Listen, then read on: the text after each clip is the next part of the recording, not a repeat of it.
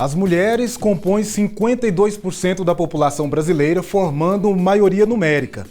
Ainda assim, possuem menor representatividade em espaços de poder e atuação dificultada. Esse tipo de tratamento está presente também nas relações de trabalho, onde estão sujeitas à dupla jornada e a condições salariais desiguais.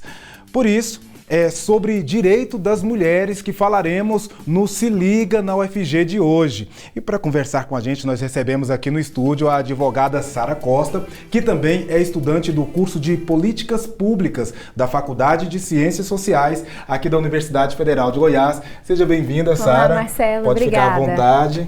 Bom, para começar essa nossa conversa, diz pra gente, quando a gente fala em direito das mulheres, estamos nos referindo a quê? Então, os direitos das mulheres foi conquistado depois de muita luta, depois de muitos movimentos sociais. E pensamos em aspectos mais amplos. Falamos do direito da mulher sobre a autonomia do seu próprio corpo, o direito a voto. No Brasil, até 1932, as mulheres não podiam votar. Também falamos do direito ao trabalho. No Brasil também, até 1962, as mulheres, para trabalhar fora de casa, precisavam da outorga marital, ou seja, da permissão do marido para trabalhar. Direitos também amplos, como direito a salários iguais, educação, entre outros. Bacana que a senhora falou aí sobre a participação das mulheres no voto, né? E eu comecei falando sobre a dificuldade que elas têm nos espaços de poder. Então a gente vai fazer uma pequena pausa aqui na nossa conversa, porque agora nós vamos conhecer um projeto chamado Promotoras Legais Populares. É uma ação de extensão da Faculdade de Direito, aqui da UFG, que busca ampliar o conhecimento sobre os direitos das mulheres e o acesso à justiça através de um curso de formação de multiplicadoras. Vamos ver?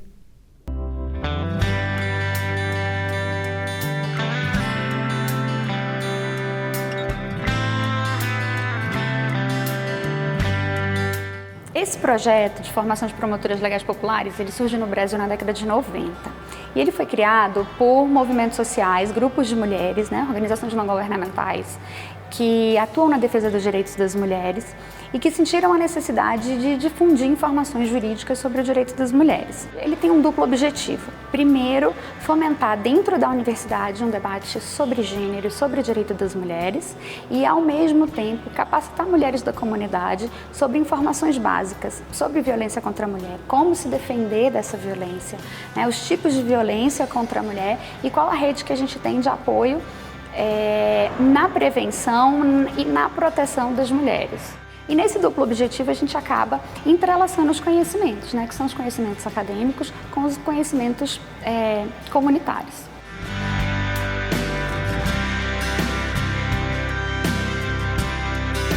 A gente também sempre procura trazer convidadas para falar, tanto outras promotoras já formadas, como promotoras de justiça, juízas, advogadas, assistentes sociais, enfim, outras profissionais que trabalhem com essa temática. É o empoderamento mesmo através do acesso à informação e dessa proximidade que a gente possibilita com o sistema de justiça e com os atores pertencentes ao sistema de justiça. E a gente tenta construir genuinamente um ambiente de troca, de valorização de fala, de troca de experiências, para que seja um aprendizado de todas as pessoas envolvidas no processo de formação.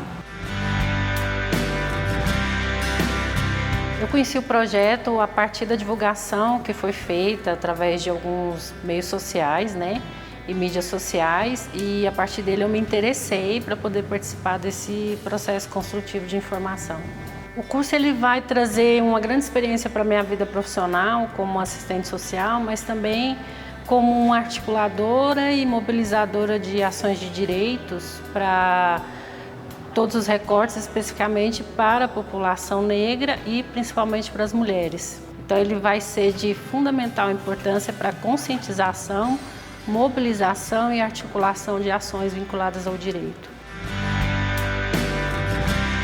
Eu decidi participar com mais uma questão de inconformismo, de poder repassar para outras mulheres que elas não precisam viver determinadas situações dentro de casa, na escola, na rua, no ônibus. E as mulheres deveriam sim participar desse curso, porque nós vamos poder resolver juntas os nossos problemas diários. Só que bacana. Bom, Sara, eu queria saber a sua opinião, né, a respeito de iniciativas como essa, que é esse projeto Promotoras Legais Populares. Isso ajuda na promoção do acesso à justiça? Com certeza, esse tipo de programa é muito importante para realmente integrar a mulher e fazer com que elas tomem conhecimento dos seus direitos, dos seus deveres também. Hoje, um grande problema é que as mulheres elas não têm consciência, elas não têm conhecimento acerca dos seus direitos e por isso elas acabam ficando à margem da sociedade. E esse tipo de programa faz toda a diferença, com certeza. A senhora citou antes da matéria sobre a participação tardia e o acesso tardio, né, a alguns direitos. Quando que os direitos trabalhistas das mulheres começaram a ser reconhecidos no mundo? Então, o reconhecimento dos direitos trabalhistas da mulher, ele começou a ser reconhecido a partir do final do século XVIII, ali por volta da Revolução Industrial. Por quê? Naquele momento, as mulheres e também as crianças, elas chegavam a trabalhar por 16 horas seguidas. Era um trabalho muito exaustivo e sem qualquer proteção. Então, dentro desse contexto, surgiu a necessidade de criar leis para as mulheres e também para as crianças. Então, foi mais ou menos nesse contexto. E daí em diante, foi continuando vários movimentos sociais que mobilizaram a criação de outras leis. Bacana. Bom, Sara, vamos fazer mais uma pequena pausa aqui na nossa conversa, porque o Se Liga vai para um rápido intervalo e volta já. Você sabia que a UFG possui um hospital veterinário? O Hospital Veterinário da Escola de Veterinária e Zootecnia da UFG realiza atendimento clínico, cirúrgico e emergencial de pequenos e grandes animais por meio de consultas agendadas. O hospital funciona de segunda a sexta-feira, das 7h30 às 17 horas e está localizado no campus Samambaia. Agendamento de consultas e informações pelos telefones 3521-1587, 3521-1596 ou pelo site do Hospital Veterinário.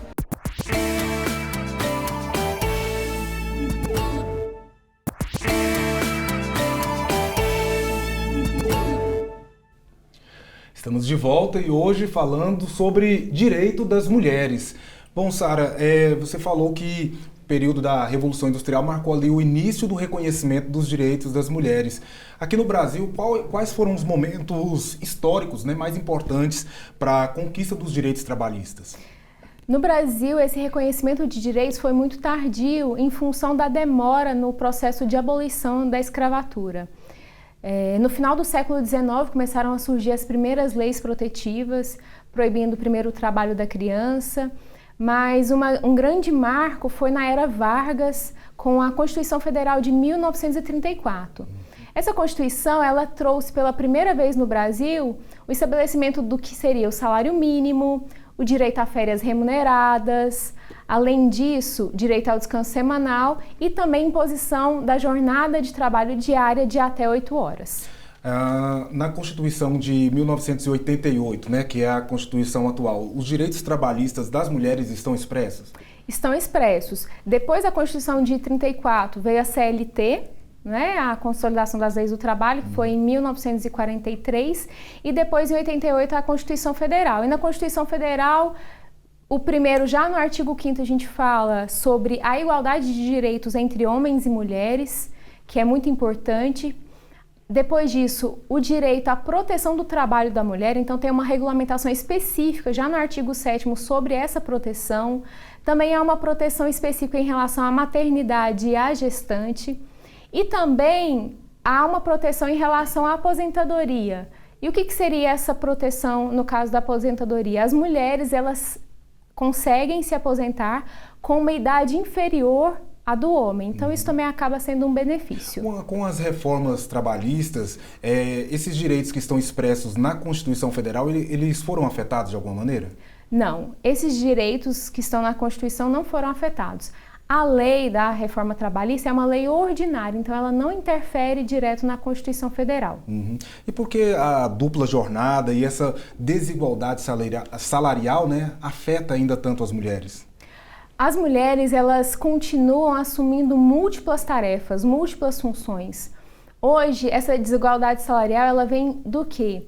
A mulher, principalmente quando ela passa pela maternidade, ela acaba tendo que fazer uma pausa no trabalho e muitas vezes ela deixa de realizar cursos, de continuar investindo na sua formação profissional. O homem, ainda que ele se torne pai, no curso do contrato de trabalho, isso não vai afetar a relação profissional dele. Isso afeta muito grandemente a mulher.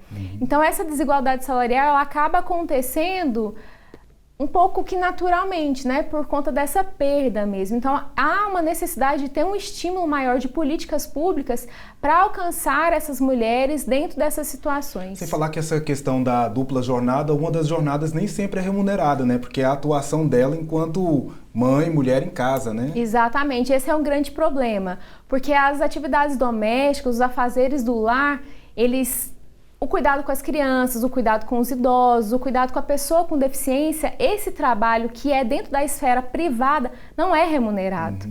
E na maior parte das vezes esse trabalho é designado para as mulheres, é um papel social. A sociedade já espera que a mulher exerça esse papel e não espera isso do homem. Verdade.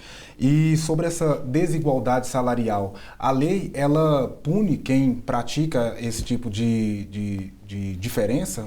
Sim. Todo trabalho que é desempenhado na mesma função, com igual produtividade, produção técnica, tudo isso, e o salário é pago de forma diferente para os trabalhadores, isso é uma ilicitude, isso é ilegal. E a lei, no Brasil, ela prevê, sim, uma punição para a empresa que faz isso. E com a reforma trabalhista, foi um grande avanço, porque além do pagamento das diferenças salariais que a consolidação das leis do trabalho já prevê, a reforma trabalhista ela incluiu o parágrafo 6º no artigo 461, que estabelece o pagamento de uma multa. Uma multa por parte do empregador que faz esse tipo de discriminação em relação ao gênero. Então isso é muito interessante, porque a gente vê muita diferença de pagamento de salários entre homens e mulheres. E com a reforma trabalhista, que é a Lei 13.467 de 2017, foi criada uma multa que corresponde a 50% do teto da Previdência Social. Agora, em 2020, o teto da Previdência é de mais ou menos R$ 6.100, ou seja, essa multa corresponde a cerca de R$ 3.000 para o empregador que infringe a lei e essa multa é revertida para a empregada ou o empregado. Certo. E com relação à licença maternidade, já que muitas mulheres precisam, como você mesma disse, interromper aí, né, a sua trajetória profissional para poder cuidar da família, cuidar do filho por um período. A licença maternidade ela foi implantada quando no Brasil e se ela hoje, da maneira que está posta, ela atende às necessidades? Bom, a licença maternidade ela surgiu com a CLT, a Consolidação das Leis do Trabalho, em 1943 e depois ela foi confirmada pela Constituição Federal de 1988. Em 43, a licença maternidade era de apenas 84 dias e quem pagava essa licença era o próprio empregador. Isso funcionava como um grande desestímulo à contratação de mulheres, porque afinal de contas onerava sobremodo esse empregador. Com a Constituição Federal de 88, depois de muitas lutas, de muitos movimentos de busca, essa licença maternidade ela foi ampliada para 120 dias e, além disso, o pagamento dela passou a ser responsabilidade da Previdência Social. Mas, infelizmente, hoje, na prática, as mulheres gestantes que acabaram de ter seu filho têm percebido que o tempo da licença maternidade é insuficiente. Os 120 dias ele é insuficiente para cuidar do bebê, de uma criança recém-nascida. Eu imagino. Bom, Sara, vamos fazer mais uma pequena pausa aqui na nossa conversa, tempinho de tomar uma água, já já a gente continua. Você que está em casa, continue com a gente. Que tal se preparar para o Enem no Cursinho Federal de Goiás? O Cursinho Federal de Goiás é uma ação de extensão e cultura da Universidade Federal de Goiás, que oferece aulas preparatórias para o Enem e vestibulares, para estudantes de baixa renda, que tenham concluído ou estejam no último ano do ensino médio. As inscrições para a seleção são gratuitas e presenciais, sendo realizadas no Centro de Aulas da Escola de Veterinária e Zootecnia, no campus Samambaia. Informações pelo telefone 992608680, pelo Instagram do cursinho ou portal da UFG.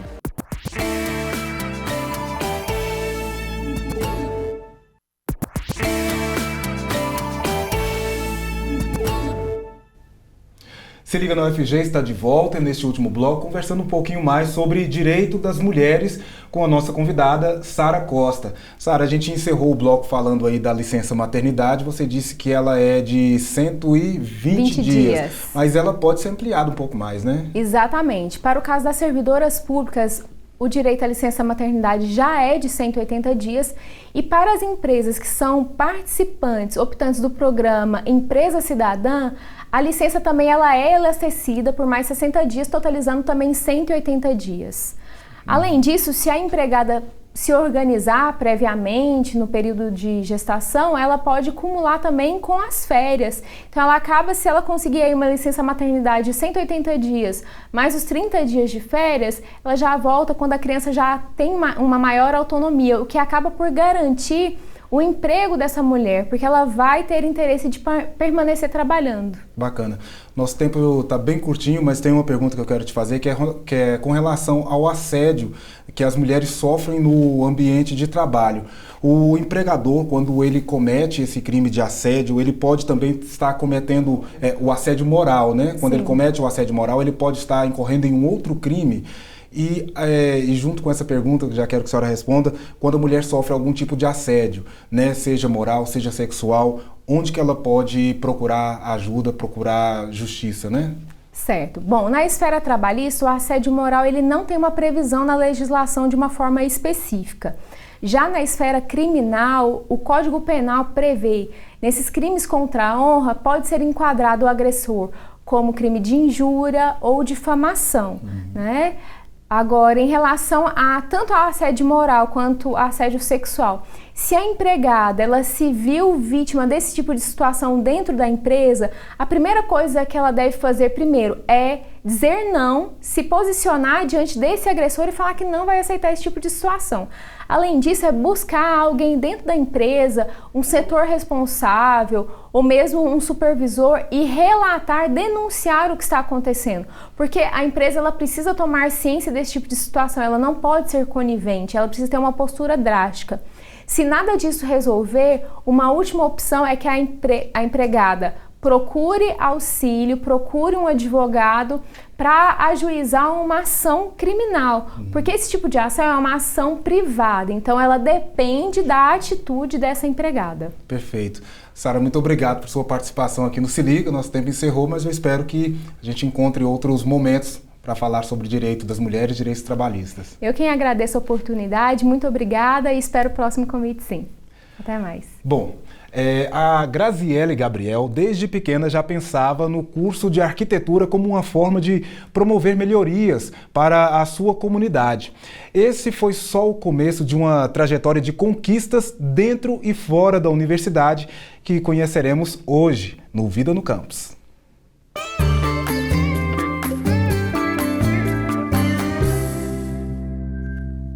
Meu nome é Graziele Gabriel, eu sou aluna do curso de arquitetura e ingressei pelo UFG Inclui.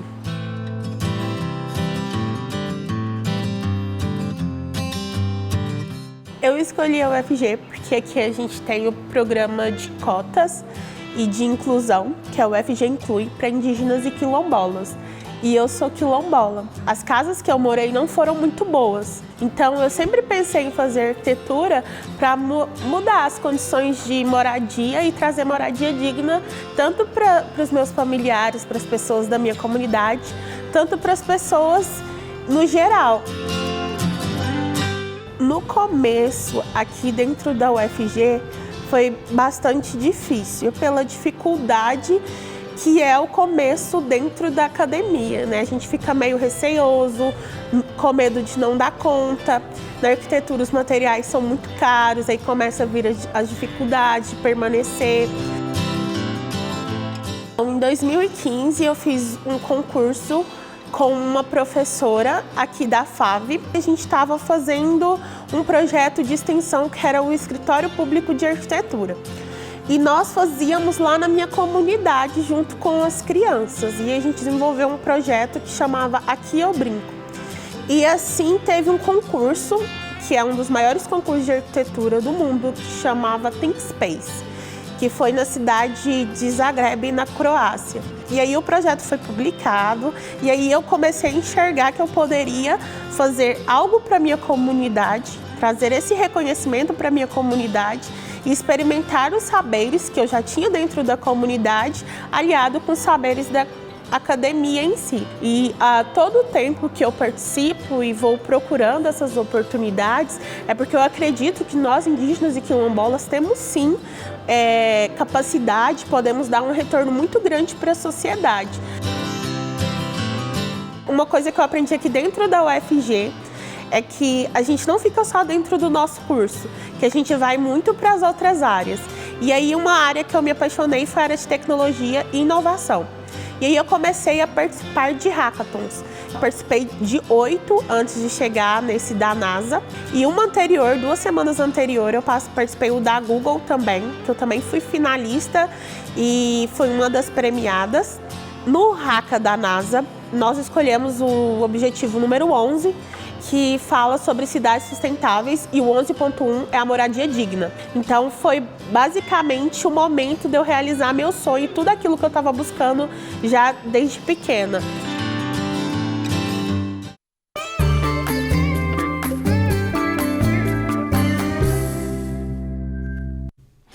O Se Liga na UFG de hoje fica por aqui, mas você pode continuar acompanhando a nossa programação pelo site, redes sociais e aplicativo da TV UFG. É só baixar pelo Google Play. Aproveite e deixe também o seu comentário, crítica ou sugestão. Até a próxima. Tchau, tchau.